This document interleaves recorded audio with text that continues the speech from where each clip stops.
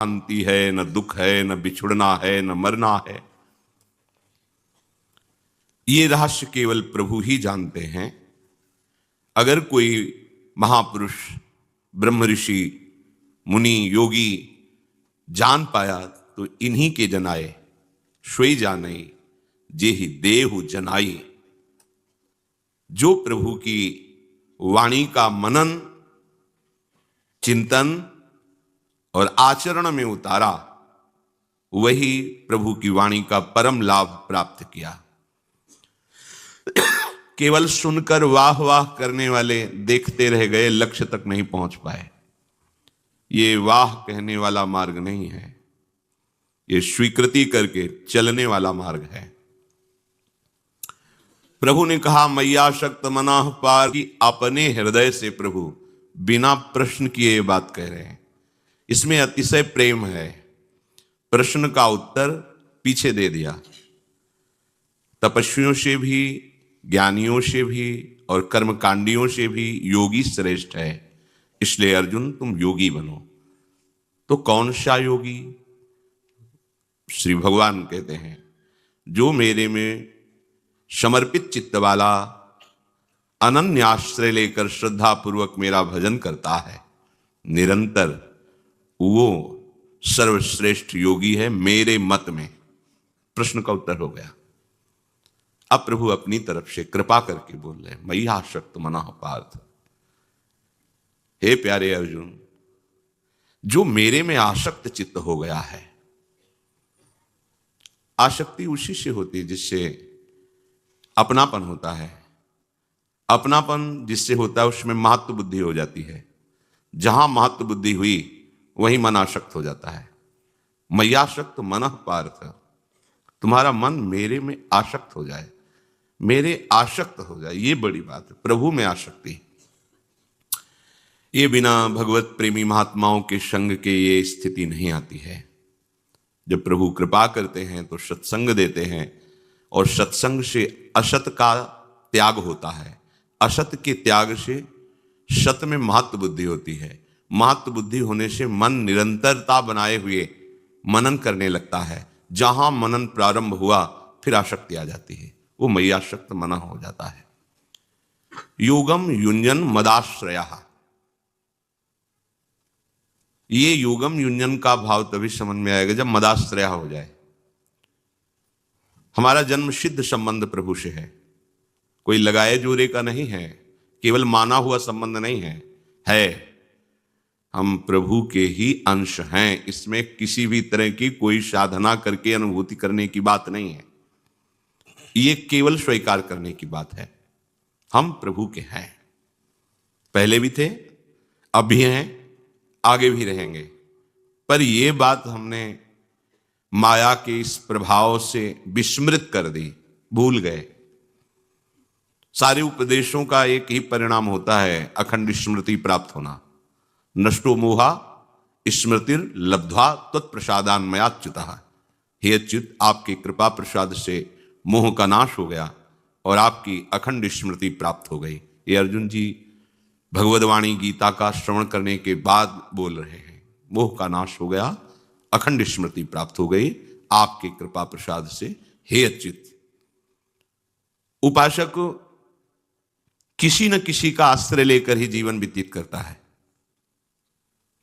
ध्यान से सुनिए, बिना आश्रय लिए जी नहीं सकता है, इसका स्वभाव है।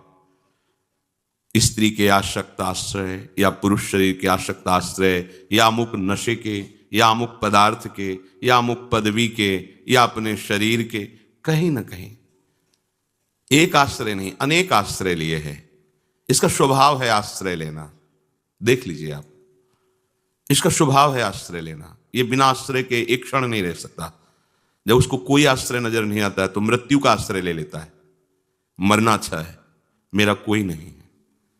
पर वो रास्ता नहीं जानता कि अन्य आश्रय का त्याग करके एक महाआश्रय, महाबल है, वो है श्री हरि। अगर इनका आश्रय ले ले तो अविनाशी का बच्चा अविनाशी पद में प्रतिष्ठित है, उसे ऐसा अनुभव हो जाए। किसी न किसी का आश्रय लेना जीव का स्वभाव है। ये बहुत धोखा है हमारे साथ। हम अपने शरीर का आश्रय ले लेते हैं, मन का आश्रय ले लेते हैं, बुद्धि का आश्रय ले लेते हैं, इंद्रियों का आश्रय। बाहर तो फैला हुआ है आश्रय, फैला हुआ है। मित्र का आश्रय, पति का आश्रय, पुत्र का आश्रय, धन का आश्रय, विद्या का आश्रय, क्या क्या। और हमें योगम युंजन मदाश्रय, केवल श्री भगवान का आश्रय लेना है।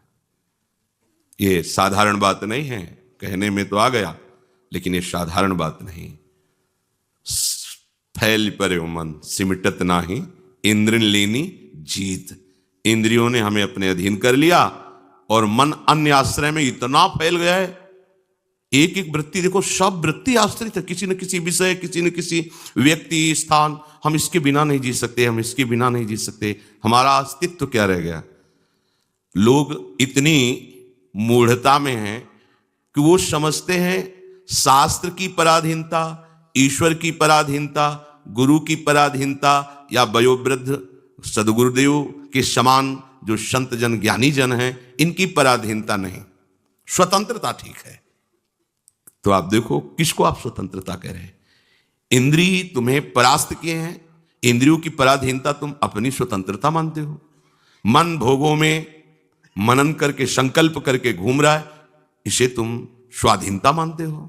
छोटे छोटे विषय तुम्हें परास्त किए हैं, तुम मृत्यु के अधीन, काल के अधीन, विषय के अधीन, शरीर के अधीन, मन के अधीन, इंद्रियों के अधीन।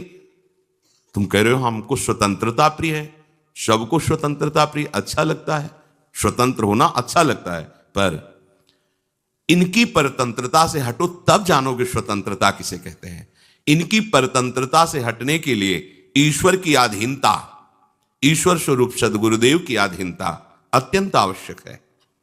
यदि आपने भगवत प्रेमी महात्माओं की, शास्त्र की अधीनता स्वीकार नहीं की तो माया की अधीनता को जान ही नहीं पाओगे, क्योंकि इसका स्वभाव है अधीन हो जाना। ये किसी न किसी विषय, व्यक्ति, वस्तु, स्थान में अधीन हो जाता है। आज सुबह ही हरिराम व्यास जी की वाणी में कि यदि गुरुदेव भगवान की अवहेलना करके मनमानी साधना आचरण किया जाए तो हृदय का दाग नहीं जाता, हृदय का दोष नष्ट नहीं होता, अहम पुष्ट होता रहता है।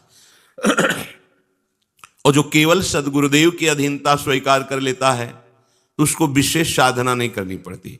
जैसे दीपक से दीपक जल जाता है तो पहले वाले दीपक में कोई कमी नहीं हुई और दूसरे वाला दीपक पहले वाले दीपक की तरह ही प्रकाशित हो जाएगा। ऐसे ही सदगुरुदेव अपने हृदय का बोध, हृदय का प्रेम अधीन शिष्य के हृदय में प्रकाशित कर देते हैं। अधीन, जहां बिल्कुल कोई भी मान अभिमान की गंध नहीं रह जाती, अपने को कठपुतली की तरह उनके हाथ में समर्पित कर देता है। जैसे चाहो हे नाथ वैसे नचाओ, बस माया का नाचना बंद। हरि गुरु की आधीनता माया की आधीनता से मुक्त करके स्वतंत्र तुम्हें कर देगी, परम स्वतंत्र कर देगी। अगर आपने हरि गुरु शास्त्र इनकी आधीनता स्वीकार नहीं की तो तुम कभी स्वतंत्र नहीं हो सकते। मनमानी आचरण स्वतंत्रता नहीं होती, यही पराधीनता है। मन जो चाहता है तुमसे करा लेता है और तुम अपने को स्वतंत्र मान रहे हो। श्री भगवान कह रहे हैं जीव का स्वभाव है किसी न किसी के अधीन हो जाना। ये किसी न किसी शब्द को हटाओ, मदाश्रया, भगवान कह रहे केवल मेरे आश्रित हो जाओ। ये जो अधीनता है वो अपने अंशी को खोज रहा है, प्यार को खोज रहा है। हमारा प्रीतम कहां है, जो हमारे अंदर चाह है वो खोजता है गलत जगह, विषयों में, व्यक्तियों में, पद प्रतिष्ठा में, धन में, विद्या में खोजता है। शायद मेरे हृदय की तृप्ति का ये स्थान हो, पर ये खोज बहुत समय से चल रही हो, अभी तक विश्राम नहीं मिला, मतलब हमारा रास्ता गलत है। हमें प्रभु के सन्मुख होना है और संसार की तरफ पीठ करना है। प्रभु के सन्मुख, अभी हम प्रभु की तरफ पीठ किए हुए हैं और संसार की तरफ खोज कर रहे हैं। अभी हम बाहर भटक रहे हैं। लौटो, अपने अंशी की तरफ लौटो। जब तक आपके लक्ष्य में आपके आराध्य देव नहीं होंगे तब तक तुम चाह करके भी बिना संबंध जोड़े नहीं रह सकते।